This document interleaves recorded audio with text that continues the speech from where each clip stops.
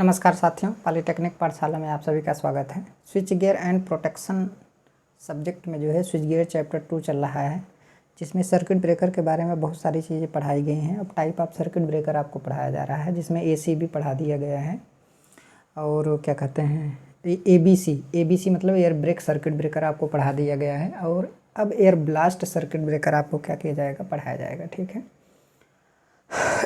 तो air blast circuit breaker में compressed air use किया जाता है, जिसका प्रेशर बहुत ही ज़्यादा होता है। ठीक है, कंप्रेस्ड एयर यूज किया जाता है आर्क को बुझाने के लिए। दोनों कॉन्टैक्ट के बीच में जो है हाई प्रेशर एयर को क्या किया जाता है, प्रोवाइड कराया जाता है, जिससे हमारा आर्क क्या हो जाता है, बुझ जाता है। ठीक है, तो उसी के बारे में देखेंगे। और इसमें देखिए ABCB मतलब एयर ब्लास्ट सर्किट ब्रेकर में जो है चटकने की आवाज़ आती है। इसमें काफ़ी ज़्यादा आवाज़ आती है चटकने की। ठीक है,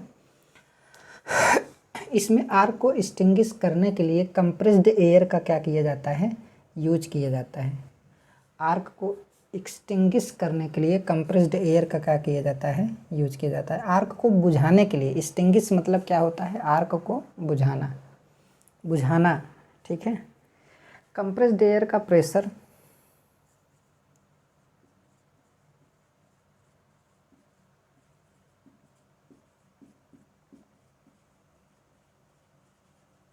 pressure 20 kg per centimetre square to compressed air का प्रेशर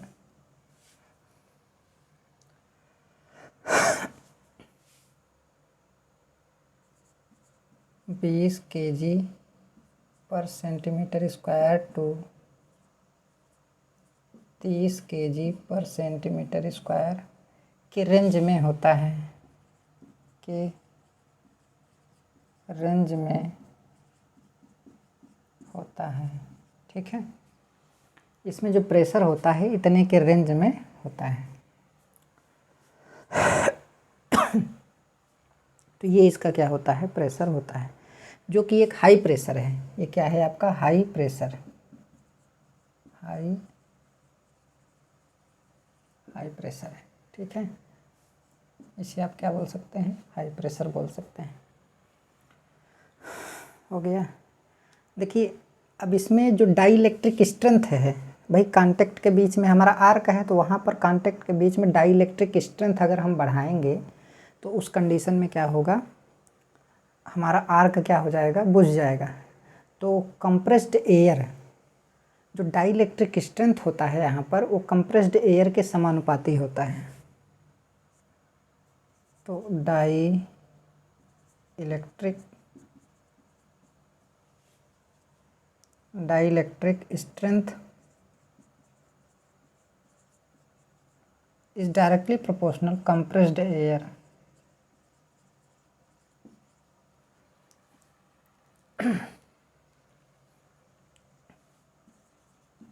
प्रेशर। तो कंप्रेस्ड एयर प्रेशर जितना ज़्यादा होगा, dielectric strength blast air का उतना ही ज़्यादा होगा। समझ में आया। तो हमें तो कांटेक्ट के बीच में डाई इलेक्ट्रिक स्ट्रेंथ को क्या करना है, बढ़ाना है। तो कंप्रेस्ड एयर का प्रेशर जो है हमें क्या करना पड़ेगा, इंक्रीज करना पड़ेगा। समझ में आया। तो उससे ऐसा एयर का प्रेशर लगभग 20 किलोग्राम पर सेंटीमीटर स्क्वायर टू कितना होता है, इतना होता है। ठीक है, इसको मैं मिटा दे रहा हूँ, इतना आप लोग लिख लीजिए।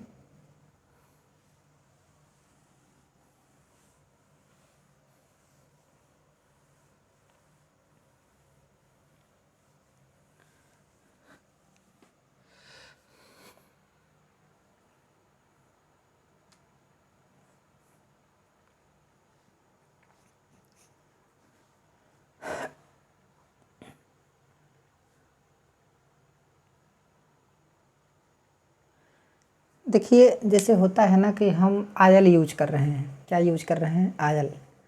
तो आयल में थोड़ा आग लगने का खतरा क्या होता है, ज़्यादा रहता है। ठीक है, दूसरी बात क्या है, और आयल वाले सिस्टम में उसका मेंटेनेंस कास्ट क्या होता है, ज़्यादा होता है।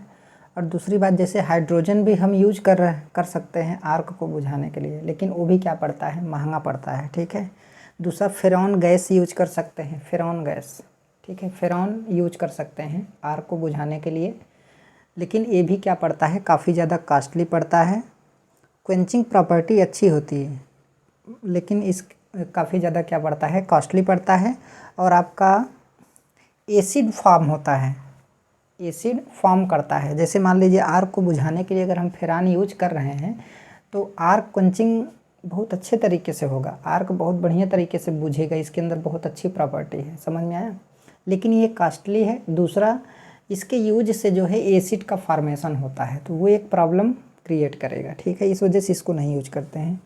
इसलिए हम लोग कंप्रेस्ड एयर का क्या करते हैं, यूज करते हैं। उसका प्रेशर हम क्या कर देते हैं, एयर का प्रेशर हम बढ़ा देते हैं कंप्रेस करके। तो कंप्रेस एयर के माध्यम से हम दोनों कांटेक्ट के बीच में जो आर्क उत्पन्न हुआ है फॉल्ट कंडीशन में, उसे हम क्या कर देते हैं, एक्सटिंग्विश कर देते हैं, मतलब बुझा देते हैं, ठीक है। नहीं तो हम हाइड्रोजन भी यूज कर सकते थे।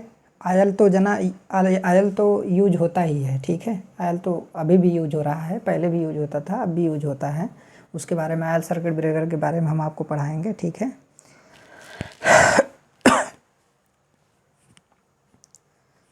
तो वो चीज़ें बस केवल बता देना था, बस आपको लिखाना नहीं था, ठीक है। तो आयल एक्सप्लोसिव नेचर यहाँ पर लिख लेते हैं, आयल एक्सप्लोसिव नेचर का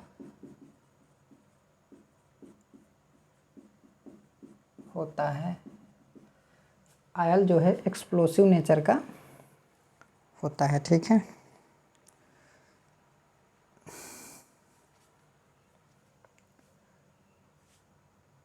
तथा आयल के केस में मेंटेनेंस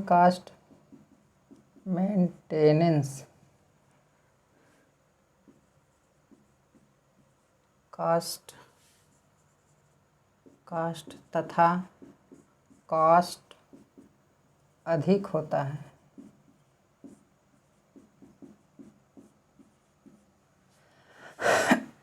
ठीक है, आयल यूज करने से, इसलिए कंप्रेस्ड एयर हम क्या करते हैं, यूज कर सकते हैं। और S2 भी हमारा, S2 क्या है, ये भी कास्टली पड़ता है, कास्टली। और हमारा फेरॉन ये भी क्या होता है, कास्टली होता है। स्पेलिंग मिस्टेक होगा तो आप लोग सही कर लीजिएगा। एंड एसिड का फॉर्मेशन करता है, एसिड का फॉर्मेशन करता है, ठीक है। इसलिए इनकी जगह पर, तो यहाँ पर लिखेंगे, इसलिए इनके स्थान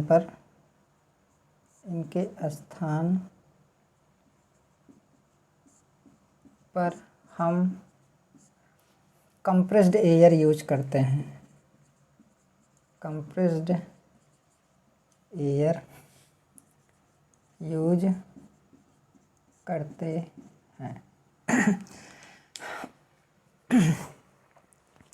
देखिए, कंप्रेस्ड एयर का मतलब है कि एयर को हमें क्या करना पड़ेगा, कंप्रेस करना पड़ेगा। तो इसमें एक थोड़ा मैटर ये बढ़ जाता है ABCD में कि एयर को कंप्रेस करना है तो हमें एक मोटर और एक कंप्रेसर की ज़रूरत पड़ेगी, एक मोटर और कंप्रेसर। तो भाई मोटर ही कंप्रेसर को क्या करेगा, चलाएगा।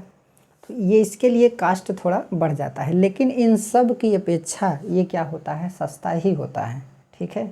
और बहुत ही बढ़िया आर्क क्वेंचिंग प्रॉपर्टी इसके अंदर क्या होती है किसमें, ABCD में। ये सब अपने तरीके से आप लिख लीजिएगा, ये तो मैं वैसे लिखा दिया कि मतलब इसका भी हम यूज कर सकते हैं, लेकिन करते नहीं हैं। इसके स्थान पे हम कंप्रेस्ड एयर का क्या करते हैं, यूज करते हैं। और आयल का अब भी यूज हो रहा है, समझ में आया। लेकिन आयल का एक लिमिटेशन है, आयल का क्या है, एक लिमिटेशन है कि वो थोड़ा इससे कम वोल्टेज रेटिंग के लिए ही क्या किया जाता है, यूज किया जाता है, ठीक है।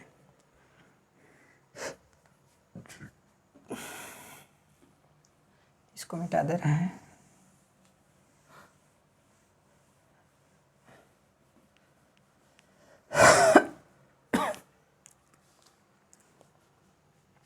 देखिए, यह है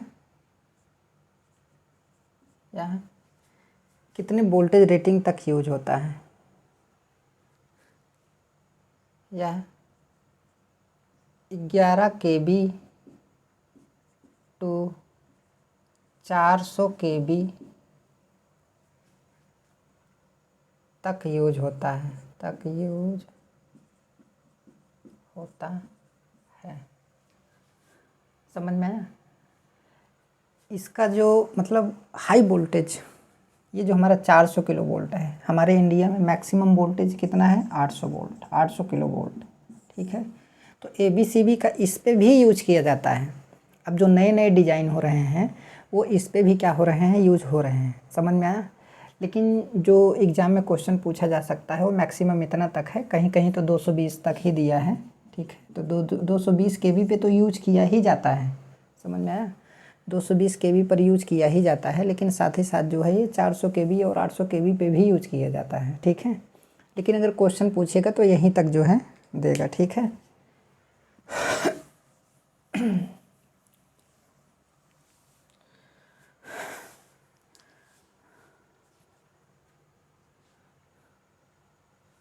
और सबसे ज़्यादा जो है, सबसे ज़्यादा यूज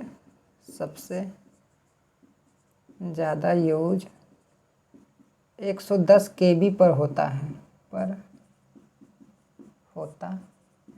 ठीक है। एक आपका एक अलग पॉइंट हो गया भाई, 110 kV तो इसी के बीच में आ जाएगा। ठीक है, तो इसी के बीच में आ जाएगा, तो इस पर जो है ज़्यादा किया जाता है, और जगहों पर भी किया जाता है।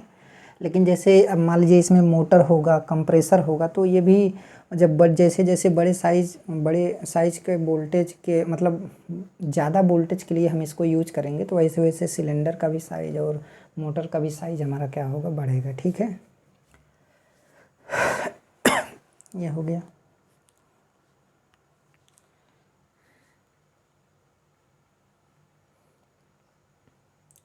यह सभी एक्स्ट्रा हाई टेंशन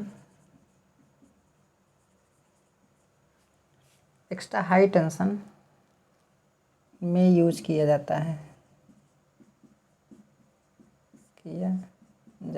ठीक है।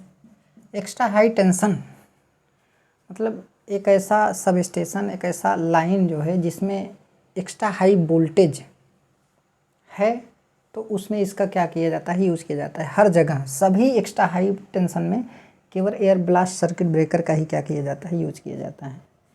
एयर ब्लास्ट का भी यूज किया जाता है। अब आजकल उससे भी बढ़िया जो है SF6 गैस सर्किट ब्रेकर आ गया है। ठीक है, तो अब ज़्यादातर वो भी क्या किया जाता है? यूज़ किया जाता है। इसका भी यूज किया जाता है। ठीक है,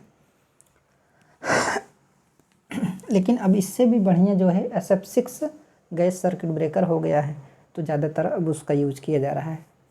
लेकिन ऐसा नहीं कि इसका यूज जो है बंद हो गया है। ठीक है,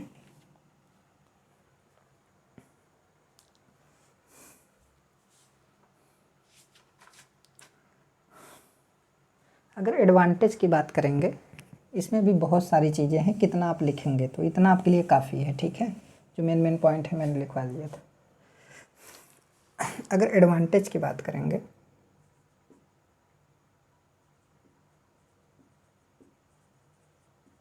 तो एडवांटेज क्या है? लेस मेंटेनेंस रिक्वायर,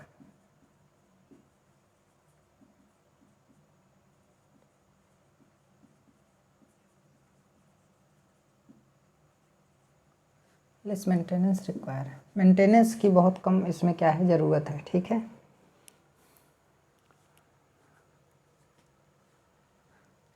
अगला पॉइंट है इसमें नो फायर हजार्ड्स,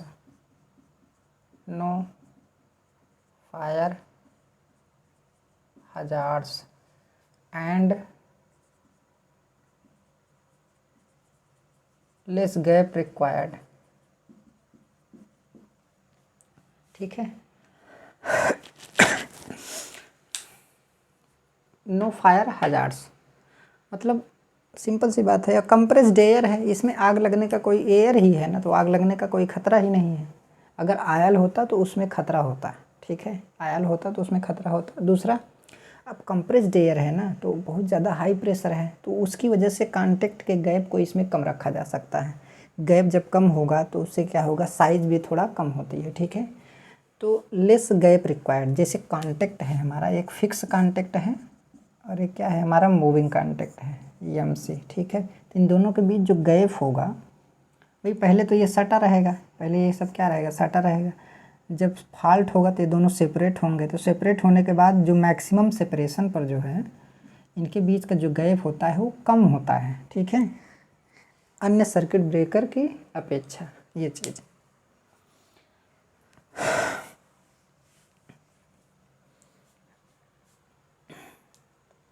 हो गया।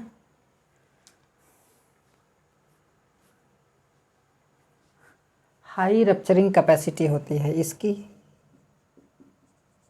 High rupturing capacity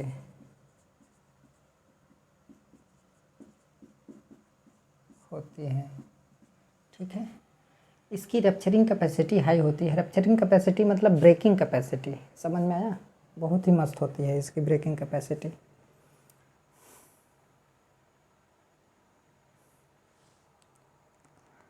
breaking speed much higher,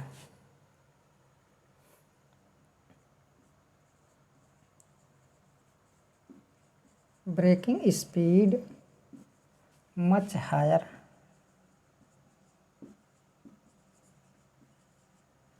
इसकी ब्रेकिंग स्पीड क्या है, बहुत ही ज़्यादा होती है, ठीक है। ब्रेकिंग स्पीड, तो इसमें तो हिंदी लिखने में कोई दिक्कत नहीं, मतलब इंग्लिश लिखने में कोई दिक्कत की बात नहीं है।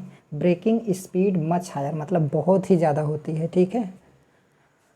यहाँ पर आपको कोई प्रॉब्लम नहीं होनी चाहिए, ये सारी चीज़ें आपको इंग्लिश में ही समझना पड़ेगा। तो ब्रेकिंग स्पीड जो है मच हायर होती है।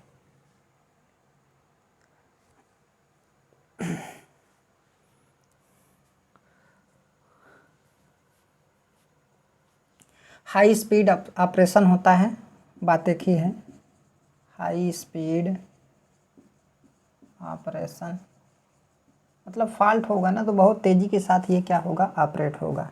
आप ये भी कह सकते हैं कि रैपिड रिक्लोजिंग,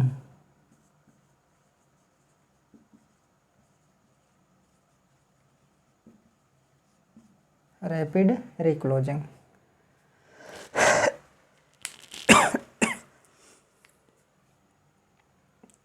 तो इसका ऑपरेशन क्या होता है, हाई स्पीड ऑपरेशन होता है, बहुत तेज़ी के साथ ये क्या होता है, ऑपरेट होता है। रैपिड रिक्लोजिंग इसे बोल सकते हैं, हाई स्पीड ऑपरेशन को, ठीक है।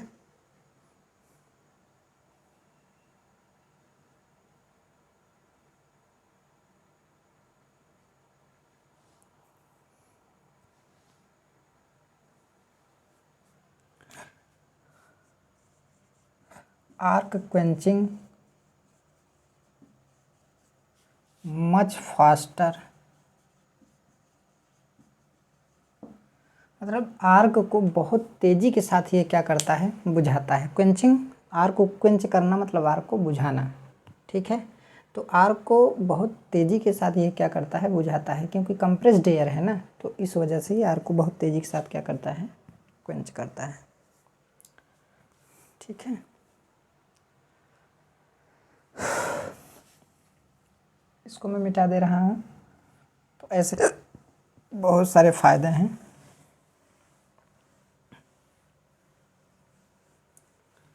अब डिसएडवांटेज की बात करेंगे।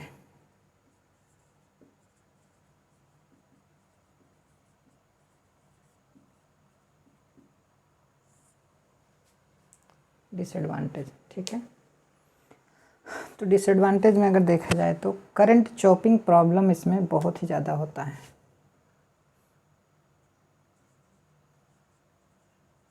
करंट चॉपिंग बहुत ज़्यादा होती है, समझ में आया। अब कहें करंट चॉपिंग क्या है, तो इसके बारे में मैं आगे पढ़ाऊँगा, अभी केवल इसको लिख लीजिए। तो करंट चॉपिंग जो है बहुत ही ज़्यादा इसमें होती है, ठीक है, एक प्रकार का ये डिसएडवांटेज है।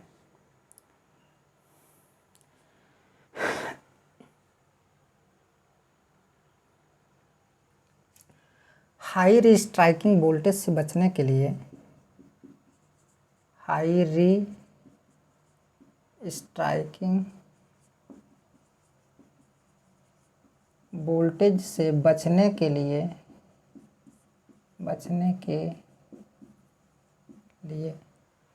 हाई री स्ट्राइकिंग वोल्टेज से बचने के लिए रेजिस्टेंस स्विचिंग यूज किया जाता है।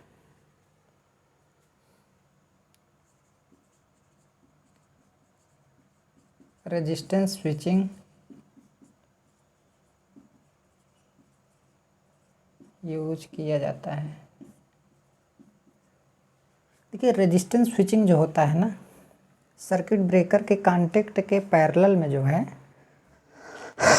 सर्किट ब्रेकर के बीच में क्या होता है, सर्किट ब्रेकर के कांटेक्ट के बीच में आर्क होता है, उसी आर्क के पैरेलल में या फिर कांटेक्ट के पैरेलल में रेजिस्टेंस लगाया जाता है। ठीक है, तो वो रेजिस्टेंस जो है हाई फ्रीक्वेंसी का जो आपका क्या कहते हैं वोल्टेज प्रोड्यूस होता है। जैसे मान लीजिए जीरो करंट पे हमारा क्या होता है, यहाँ पे ऐसे गया करंट हमारा जीरो हुआ और यहीं पे जा कर के हमारा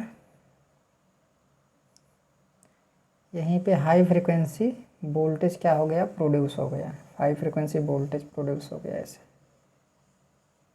ऐसे। ठीक है, तो ये हाई फ्रीक्वेंसी वोल्टेज है जिसे रीस्ट्राइकिंग वोल्टेज के नाम से क्या करते हैं, जानते हैं। ये सब फिगर शायद नहीं बनवाया गया होगा, ठीक है, क्योंकि सब आपको पढ़ाने की ज़रूरत नहीं है, डिप्लोमा लेवल पे ये सारी चीज़ें नहीं पढ़ाई जाती हैं। ठीक है, तो रेजिस्टेंस स्विचिंग यूज किया जाता है। तो रेजिस्टेंस स्विचिंग जो है फ्रीक्वेंसी ऑफ ऑसिलेशन को क्या करता है, कम करता है, ये तो अलग बात है। वही मतलब रिस्ट्राइकिंग वोल्टेज से बचने के लिए, हाई रिस्ट्राइकिंग वोल्टेज से बचने के लिए हम रेजिस्टेंस स्विचिंग यूज करते हैं। जैसे हमारा कॉन्टेक्ट है, एक हमारा FC है और एक हमारा क्या है, MC है। ठीक है, तो इसके क्रॉस जो है एक रेजिस्टेंस हम क्या कर देते हैं, जोड़ देते हैं। हो गया। अब भाई कंप्रेस्ड एयर है, सिंपल सी बात है, तो एयर लीकेज पॉसिबिलिटी होती है, एयर लीकेज की संभावना रहती है।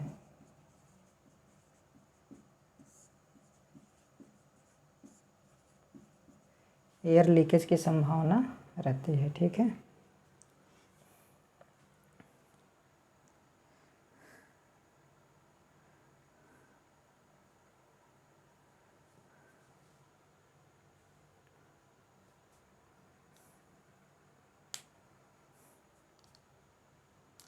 बाकी इतना डिसएडवांटेज जो है काफ़ी है, ये मेन आपका डिसएडवांटेज था। करंट चॉपिंग इसमें बहुत ही ज़्यादा होता है, रेजिस्टेंस स्विचिंग यूज किया जाता है, तो इतना डिसएडवांटेज आपके लिए क्या है, काफ़ी है। भाई सिलेंडर है, उसमें हाई प्रेशर एयर है, तो एयर लीकेज का संभावना क्या होता है, ज़्यादा होता है, इतना काफ़ी है। ठीक है, ये तो वैसे तो जितना पढ़ाता जाएगा आदमी उतना ही ख़त्म ही नहीं होगा।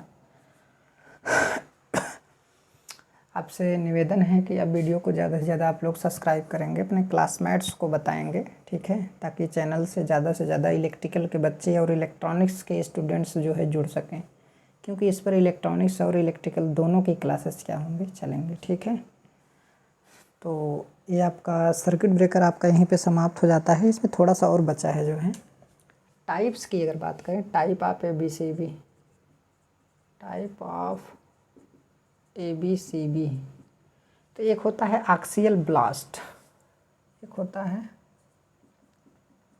एक्सियल ब्लास्ट ABCB,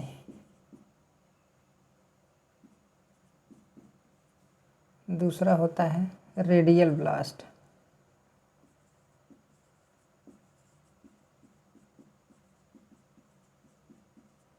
और तीसरा होता है आपका क्रॉस ब्लास्ट।